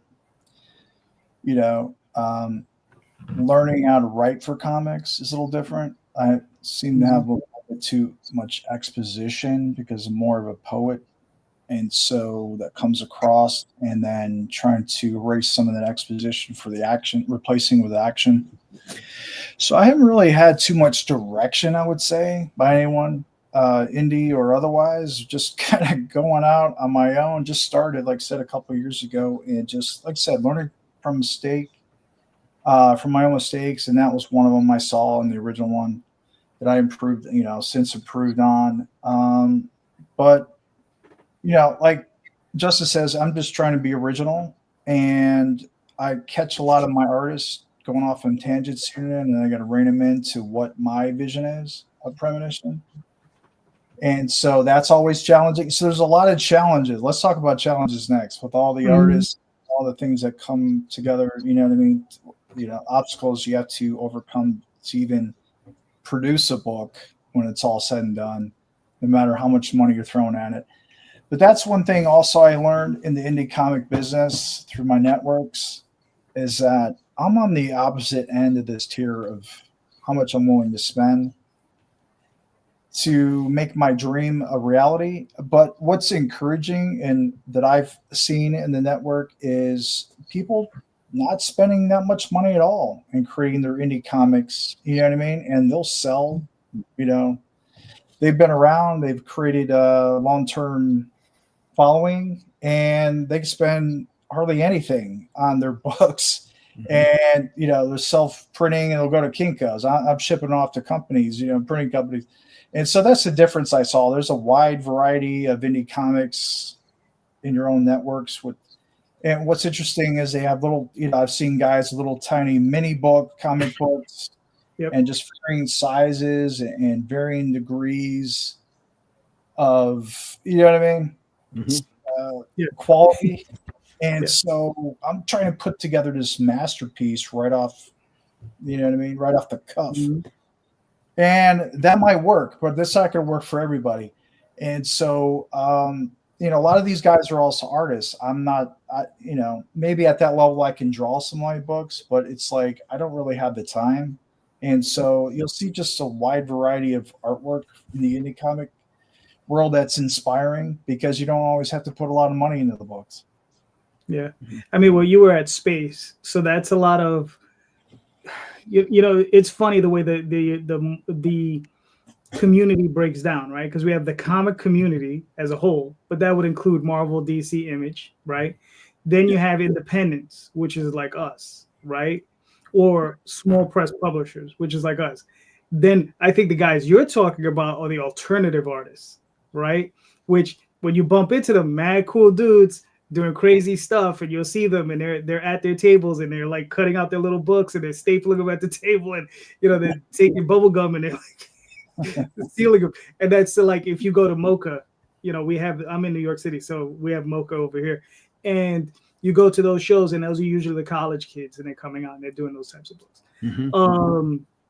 And you know, God bless them for doing it, because sometimes you do see something that's just crazy, right? There was one guy, he had a comic book that was a cube, and you would just unfold the cube, right? And that's how you unfolded the whole story. Wow. Right. Yeah. So, you know, I mean, and yeah, I mean, it's very creative, you know, but those are the artists, right? And then you're like, yeah, you know, and it's a lot of fun. I think guys like us, I know for myself, I don't aspire to work at Marvel and DC, but I aspire to do work as well as anything they put out, right? That's all that is. And I'm pretty sure, Kevin, I mean, that's what it looks like where you're going towards. So yeah, there is a huge, vast market out there. You know, I got a buddy who, David, he back in the 90s, he was assisting, Richard Buckler. He was one of Richard Buckler's assistants. So he's worked on like backgrounds for like Marvel Comics and Now Comics and all these different books. And he can draw a professional level if he chooses to, right? But he has this insane style where he takes he'll do a quick sketch and he just like slathers like ink on it and it just looks crazy. And it's like, and that's how he likes to draw. He's like, that's how I like it to look, right? But if you ask him, if you wanted him to just draw a base level Batman, he would, yeah, there you go. There's Batman for you. You know, but that's not what he likes. That's, if you ask him to draw Batman his way, it looks insane. It's just like, he's like, you know, it's just crazy. So yeah, and that's the difference with artistic expression. Is just, you know, that's really cool though. As far as this question goes, for myself, one of the things I've noticed is like, look, I've been at this whole podcast thing for about 5 years now, right? And I've listened to a lot of people, a lot of different pundits. They talk about marketing and spending money and, you know, how hard you have to market and this, that, and the other thing. And I want to call bullshit to a lot of it, right? There's a certain level of BS to it, right? And there's a certain level of truth to it, because you do have to market, but it's to what level? And then also when you see the people who are doing it, who are these pundits, right? And there's several of them, you know, one person is you have to spend X, Y, and Z on ads. Another person is, you know, just go out and really like, you know, do it on Twitter or wherever, Facebook or whatever. But you know, how did they really make their bones, right? And it's by selling adult covers, right? And through controversy, right? And that's how they built up their audience. Or they were just ran through a tragedy and they just went to the community and said, oh, woe is me, right? And it's just like, you know, but yet they'll tell you, you know, promote. But that's not how you got your audiences, dude. Right. And that's not one person. I'm talking about like 5, 6, 7 different people. Right. All of them with a different little shell game that they're playing. Right. And that's what that is. And it's just like, and I've just gotten to a point where it's just bullshit. You know, it's just a load of BS, because in the end, I've seen the community that I'm in, And most of these guys are not raising more than $3,000 or $4,000 per campaign, right? And we've been at this for a minute, so we know what our ceiling is, right? So it's like I'm tired of just being like polite about it, and I am being polite about it because I'm not mentioning any names, but because I don't want any drama, right? And I might hear from them later and whatever, and we'll have a conversation about it, and I'm sure we'll laugh. But maybe. I look at it like this. I mean, I'm like, most of the dudes, they're smart guys. They know what they're doing, right? And they're in it. They know their hustle, right? And I get it. And I'm not trying to shit on I don't want to shit on their hustle, but it's just like they have to know that we know, right? It's like, look, don't you know what I mean? Like don't bullshit a bullshitter. And I know when I'm standing in a pile of shit. I mean, I just know it, So that's just what that is. And that's the one thing is it's like, be aware of what your cap is. And when you hit it, right, you have to start looking for other markets, right? Because that's the thing. And I'm just talking about Kickstarter or Indiegogo, whatever these whatever platform you decide to use. You're gonna hit your plateau there. Then you got to start looking in other places to make money, right? Like Randy says, he has books in Brazil, he has books in Denmark. You understand? I have books in Chile, right? Mm-hmm. So you have to start finding these other avenues to start making revenue in, right? Whether it be through the direct market, which a lot of people poo-poo on because they're like, oh, it's an older form or whatever, but there's still money to be made. And if you can make money there, make it, right? So yeah. So that's my thought. It's just like, the whole thing about market harder, not so much because it's only going to get you so far, right? But do build a mailing list because that is key. I'll tell everybody that building a mailing list is key. You have to build a mailing list. So, yeah. Gentlemen, Randy, you got a question? Any of you guys got any questions? Because like I said, normally I got 3 other people on here, and this usually eats up all the time with the other 3 guys. Go ahead, Justin, go for it. Okay, so we're self-publishers. Yes. We're writers, marketers, editors. Some of us are artists also, but like definitely our hearts are into the work, right? So, what's the biggest lesson or challenge that you face in self-publishing? And with that, if you've had any critiques or feedback, something that's like, how do you handle that? Because it's something personal, right? So how do you personally handle critiques and feedback on something that is so personal to you? Okay, cool. Kevin, we'll start with you, man. Sounds like trial and error. And as is with everything, is what we're doing here. Just sending it out to a couple different publishers, you know what I mean?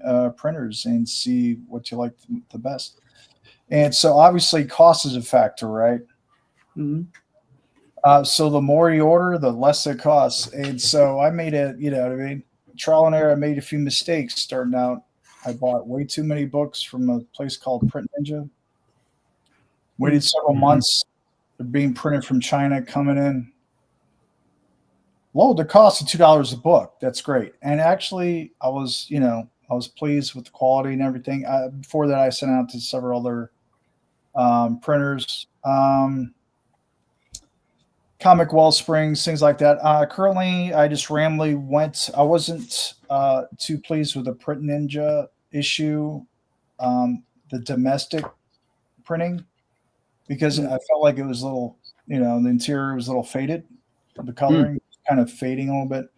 So I just got lucky, and I just randomly decided to see what would some books from Mixam printing would look like. Mm-hmm. And I was pleasantly surprised. They maintained the vibrance of the pages, of the colors. I would certainly recommend Mixam. I think they're out of Canada. Short turnaround time. You're only waiting about a week and a half for these books. They're very affordable in comparison to any other printer. I tried a few different ones, and I'm just, I would definitely recommend Mixam. All right. Cool. I use Mixam for my trades. So, yeah. If you ever want to print out of China again, I'll put a link to a place that you can check out. That might be a little bit more cost effective than Print Ninja. So I'm good. I'm not going. I mean, Print Ninja did a good job from the China books, but for some reason they opened a local domestic location, and I didn't get the same quality. So different printing press, probably maybe a different quality ink. Yeah, something on happened the page. Yeah, didn't turn out the same, and and Mixem blew it out of the water. So no, Mixem does good work. They do. They do Yeah. top-notch work. And they have a printer or a publisher. They have a printer over in Europe as well. Yeah. So if you've got a connection over there and you've got customers over there.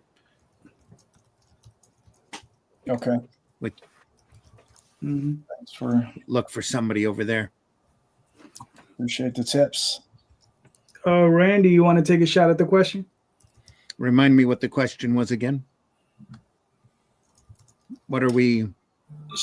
So basically, what are the challenges you've learned as an indie publisher? And then because it's very personal, like what we do is very personal. We're invested emotionally into these projects too.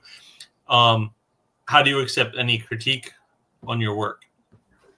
That would depend on how I respect the person giving the critique, I think. Honestly, there's, like I said, there's times I'm sitting there on Facebook going, I don't need to put that comment out there. I very rarely use an editor. The editors that I like using, I have to, in my mind, know more than me and have a better idea of, and I don't mean that from an ego. I know that just sounded egotistical as shit, but it's not meant to be. It's hard to get a really good critique out of people, and I hate giving hard critiques. I'd rather talk about what somebody's doing positively, as opposed to rip them apart. I've seen some people like Neil Adams that have ripped people into literally shreds and had them crying out of the convention. And I don't want to be that kind of person. But what I've learned, I could probably fill books, but I love this industry so much. There's, very little of it that I don't or haven't been exposed to over the years. So retailed for over a decade and produced books self-published books for multiple decades, worked with a lot of publishers over the years, and have done a lot of outside commercial work, even for, sequential artwork for outside advertisers. So I could probably write books, but if somebody wants to give me a critique, it's all, I'd take everything obviously with a grain of salt, as everybody should, and see if there's any validity there to their stuff. A lot of times I'm my own worst critic. I'll go through and read a book and just tear it to shreds after it's been printed. And there are other times, there's a couple of books out there that I'll read every couple of years or so, just because I think they turned out incredibly good.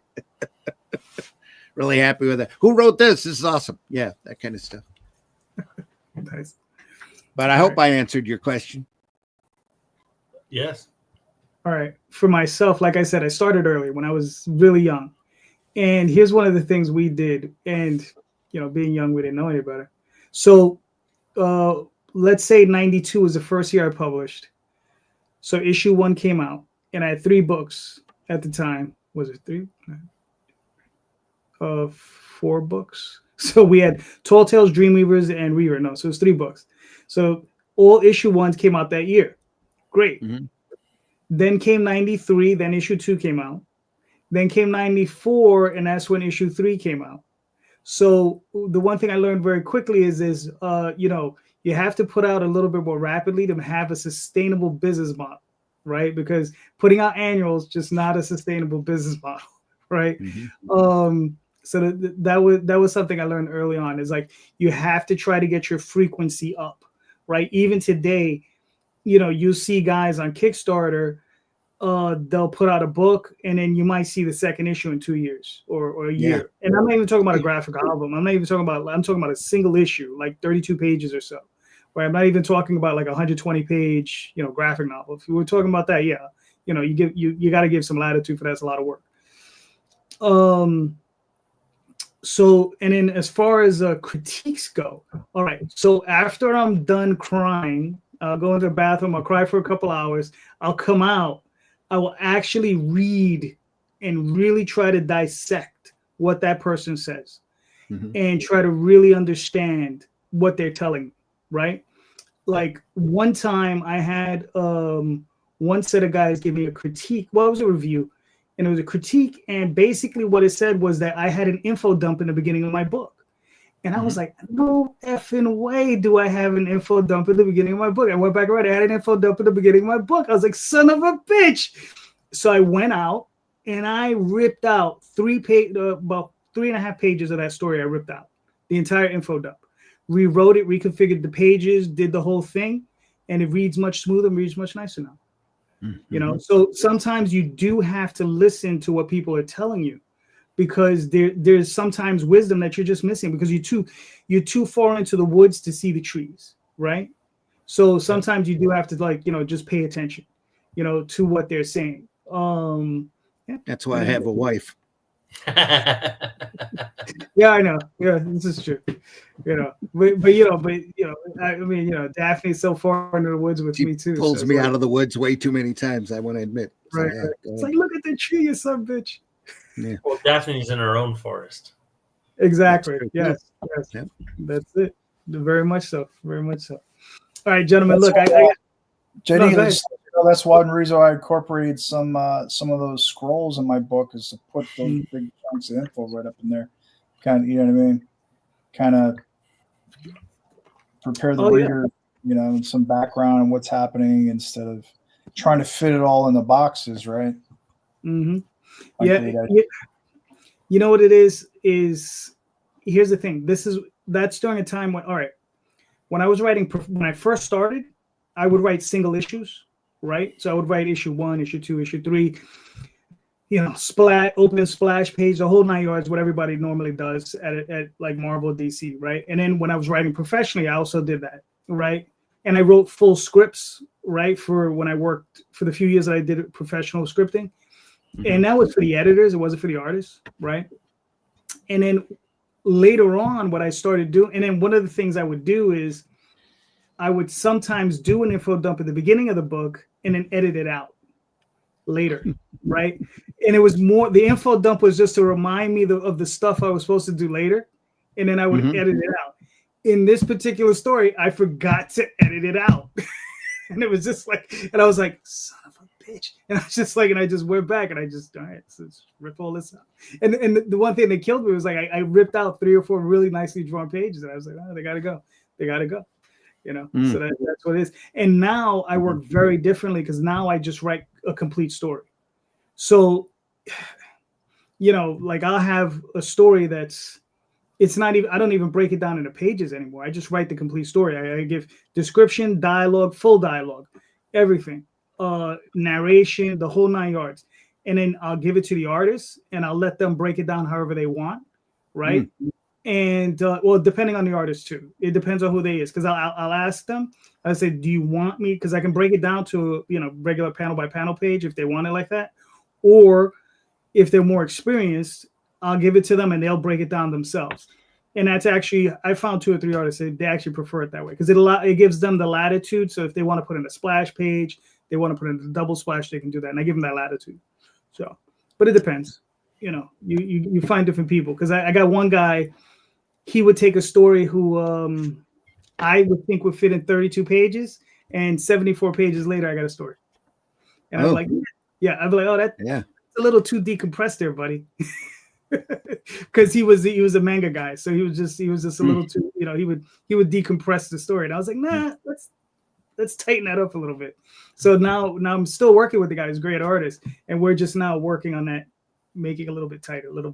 So yeah. So JD, if I could just take 2 minutes to answer my own question, just to throw it out there. You can take 10. Okay, well, I don't know but what I've learned is creating the comic is like it's half of it. The other half is what do you do beforehand? What do you do afterwards? Kind of what we've alluded to. You know, you have to have that organization. You have to have that consistency. You have to plan it out. And then what's my delivery date? And then backwards plan everything. When do I have to have it from the pencils to the inks or together to the colors, to the letter, to the design, to the trade dress, to the printer to get it out. You have to have those deadlines. Then you got to stay on top of people, right? And you're hiring them, which means they work for you. And it's not, oh, well, I was working on, no. You signed a damn contract. You have to deliver on these dates. So we've actually built into our contract, some of them are, if you don't deliver on time, then I'm not paying you full price. So we're going to take a hit. And then we have to build trust with the audience that they're getting the same quality each time and what they're doing. So for me, the question is kind of wrapped together of the challenges, and what I've learned is that the audience matters more than what I matter, at the end of the day. So I look at criticism two ways. One is you have negative criticism, and then you have positive criticism. And a lot of times people are like, oh, that's cool. It's great. But why? What makes you think it's cool? The way the character is written, the story of the character, the colors, like what is it that you enjoy? And if you get enough people who support one particular, attribute of it, then that's something you sustain and you say, we're going to keep doing this. But if you get enough people who come back, and as I alluded to earlier, I had a couple of people come back and were like, in the story, this person did X, Y, Z, but we don't know why. Well, in my mind, I know why she did it, but now I have to redo it and put the thought bubble in her head of, well, I'm going to do this because of so-and-so. So now the reader understands it, right? So for me, that feedback does matter, and it's how I evolve as a writer also, understanding it. And then you hit a point too, JD, is the artists are just as important as the creative process, because when I write a script for one artist, I can do it differently for another artist who needs more detail. And on the flip side, also, when I have the artist, I have the writing in there, but I also have to put in there all the notes for the colorist who gets the script, so they know the tone and the overall emotion of it. And then for the letterer, there's also two.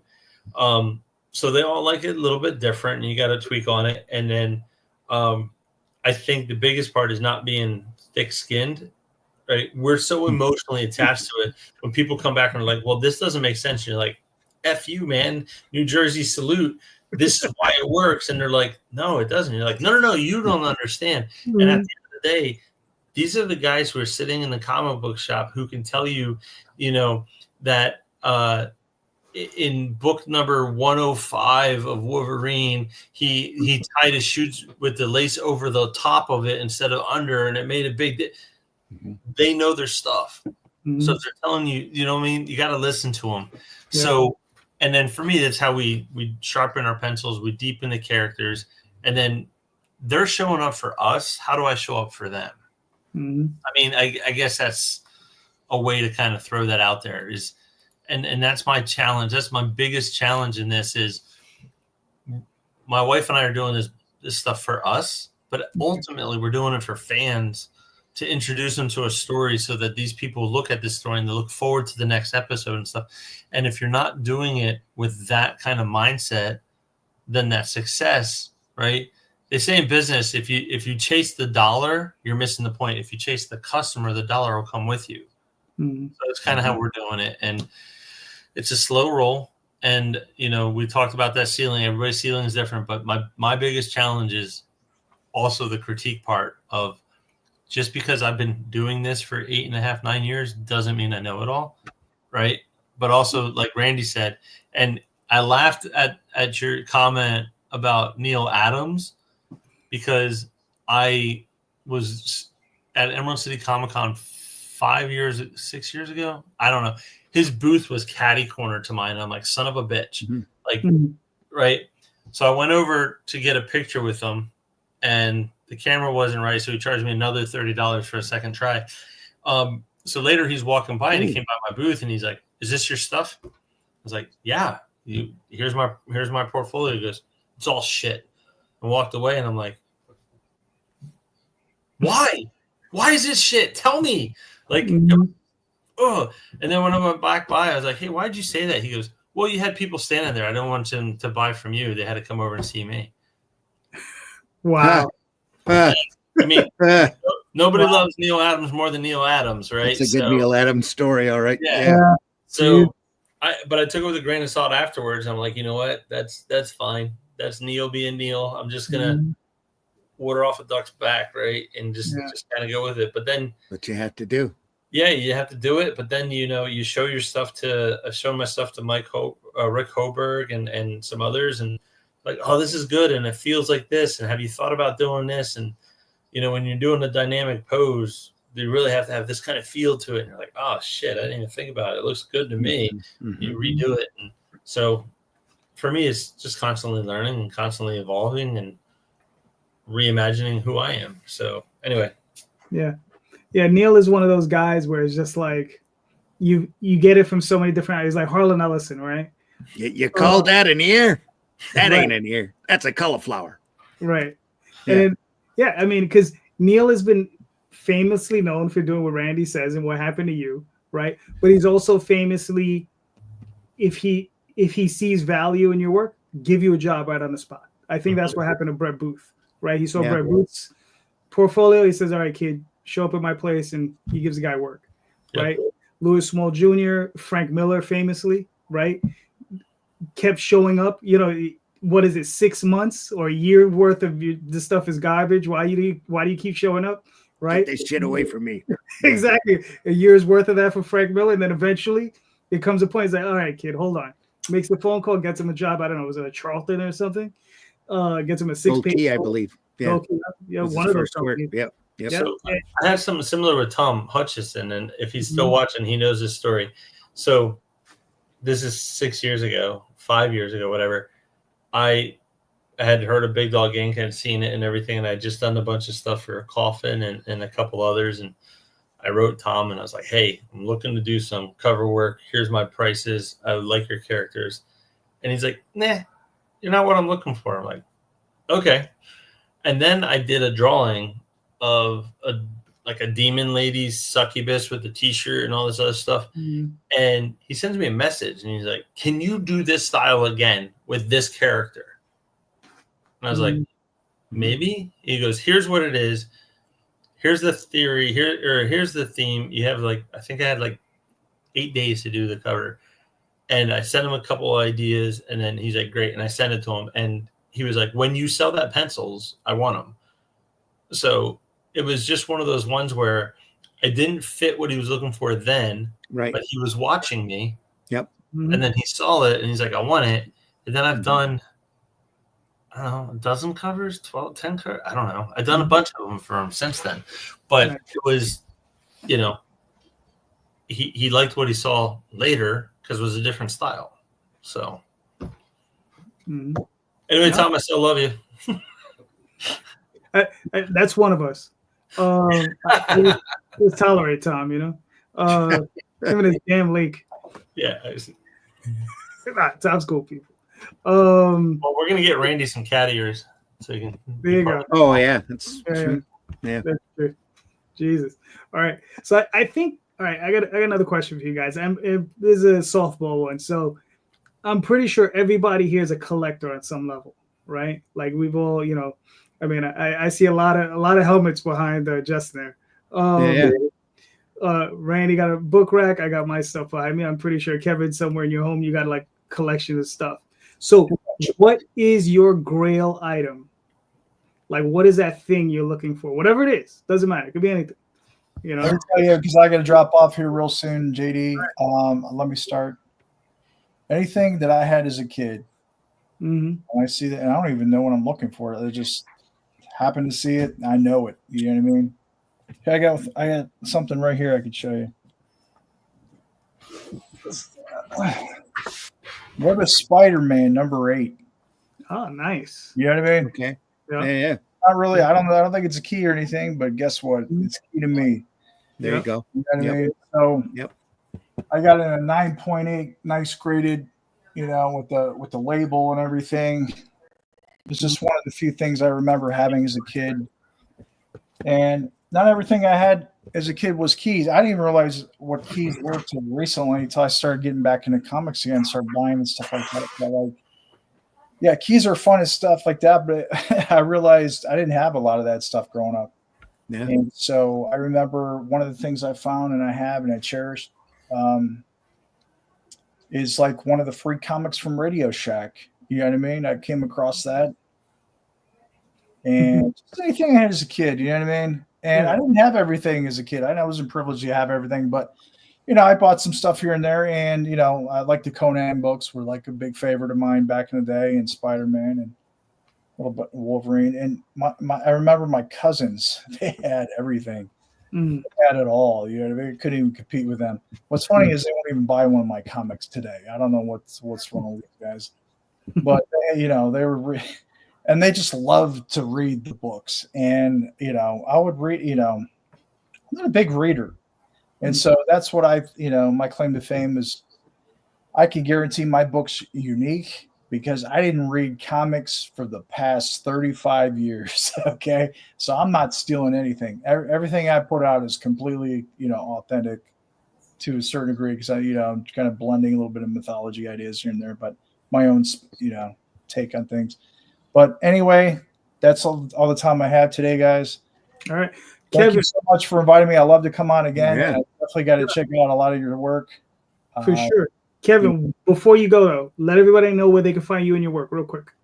Just crookedcomics.com or Crooked Comics on Instagram. Right now, you can find me on Kickstarter, Premonition and the Fates of Destiny. So, or local Comic-Con out here in Dayton or Columbus, Buckeye Con or Gem City Con. I got couple dates lined up here. Gem City's coming up in July. I'll have my second book out by then, but you always find me online or even Facebook. So look forward to talking to you guys again and come back on the show. Thanks so much for the invite. It's my first show ever, and thanks for the press. And I definitely got to check out your guys' work. Thank you, Kevin. Yeah, nice meeting you, Kevin. Good luck. Nice meeting you guys. Reach out anytime. Hey, thanks a lot. All right. Bye. So, Justin, what are your thoughts?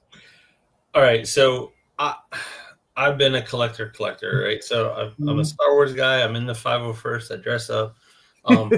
I've got, you can't see it here, but I got like all the Batman Lego over there. This whole wall and all the way around is art from, I got Alex Ross, Larry Hama, Kevin Eastman, Mignola, Johnny Romita Jr.'s, Joseph Rubenstein. Like I have OA. I've also got over here that you can't see is I got a boat ton of heavy metal comics. There you go. And Simon Bisley's been an idol. And met him at a Comic-Con last year, and I walked by and my wife will tell you I fangirled, and I did to a degree, right? I was like, oh, can I get a picture? Like it was surreal. Like here's Simon Bisley in front of me, right? So he had a blank Lobo, and I was like, how much? And he told me, and I walked away, and she looked at me. She goes, you want it, don't you? I was like, yeah. And as soon as she said yes, I was gone. And I get over to him, and I was like, I want it. So we did it up, and it's fantastic. It's right there, the cover, right? So I have it, and I'm like, this is great. So I was like, I don't know what possessed me. I was like, you want to do a cover for me? He's like, what is it about? So I gave him the elevator pitch on Ninja Witch, and he's like, yeah. I was like, great, we'll do it in June. He's like, why not now? I was like, because I'm still working on a story and I kind of got the books ready, and you're probably expensive. He goes, yeah, message me next week. We'll get it set up. So I was like, wait. So I went back and told her, and she says, how much is it going to cost? I was like, don't worry about that. So we ended up getting Simon Bisley to do a cover, and I have a Simon Bisley original. There you go. Right? Yeah. And he also did a cover for us, and he's doing another cover this year. So my Grail, I'm holding it. This is like in the 80s and 90s. I was reading this stuff, and I had all the FAKK2s and all the other covers he did and all the crazy artwork. And it's like, I got this. And he also sent me the pencil sketch he did of it, and pictures of him holding it. And the Grail I can't show you is he emails me.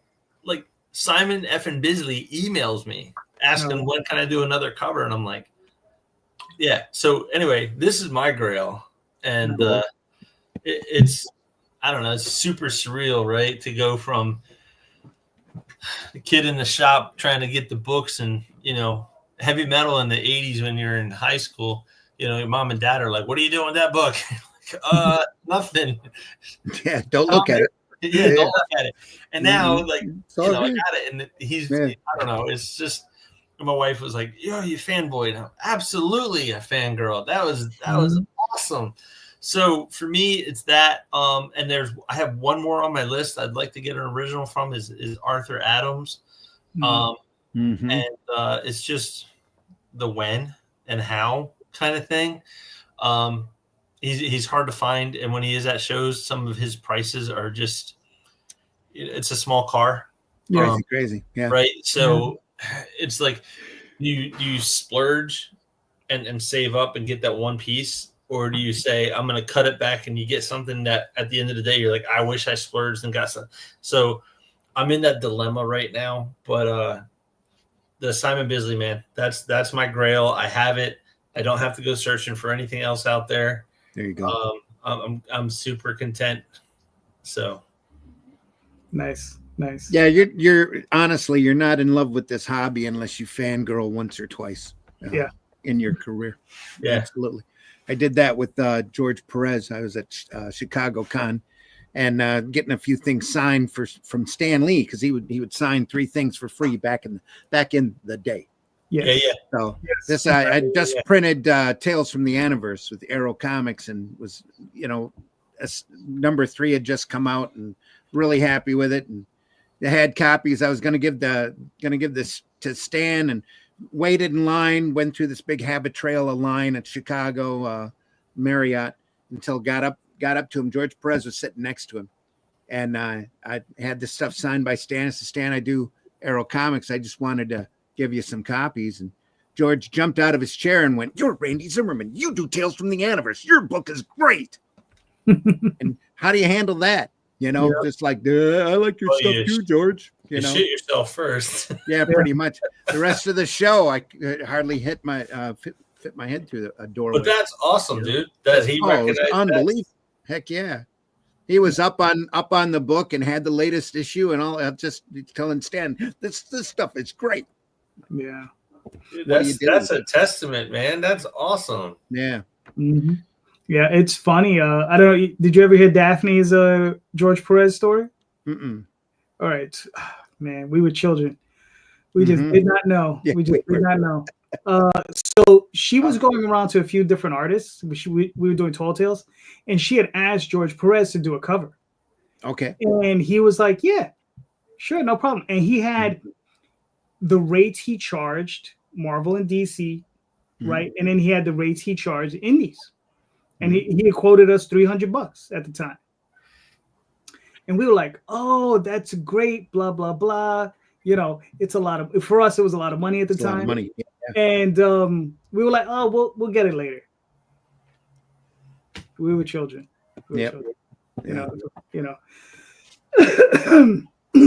So many missed it by that much. Exactly. Yeah. I was at a show with Kirby. All I had to do was go over and talk to him. Never did. Yeah. I was at a New York con one time, and after the con, I found out I was back to back with Lee Falk, and I'm like, "What?" The guy who created the Phantom and Mandrake the Magician. It's like, all I had to do is turn around, tap on the shoulder, and say, "Your stuff's great." Yeah. I did a con in Portland, Oregon, a bunch of years ago, and where they set me up, it was next to the restrooms, and the wall had like this water perspiration on it. I was like, I can't stay here. So they finally come back about 4 hours later, and they're like, we got a spot for you. Somebody didn't show up. So they give me the booth number. And I go over and I see it. So I go and find someone. I'm like, are you sure it's booth 103? They're like, yeah, you're between 102 and 104. And I'm like, are you sure? And they're like, you want it? I was like, yeah, I want it. So to my left was Adam Hughes, and to my right was Mike Mignola, and I'm stuck in the middle, right? And I can't do anything. And then I'm sitting there and I'm drawing, and as I'm talking to them both, and Mike Mignola is like, hey, can you draw Abe Sapien? I was like, sure. So I drew it, and then he traded me. Oh, nice. An original Hellboy. Oh, Awesome. sweet, man. So he drew it right there on the spot, and he's like, "Here, I made $30 that whole thing because everybody was going to theirs, and I was sitting, and I had one guy come up and he says, "Hey, when are they going to be back? You're their handler, right?" I was like, "No, man, this is my portfolio." And I said, "Yes, I am. They'll be right back. You want a drawing?"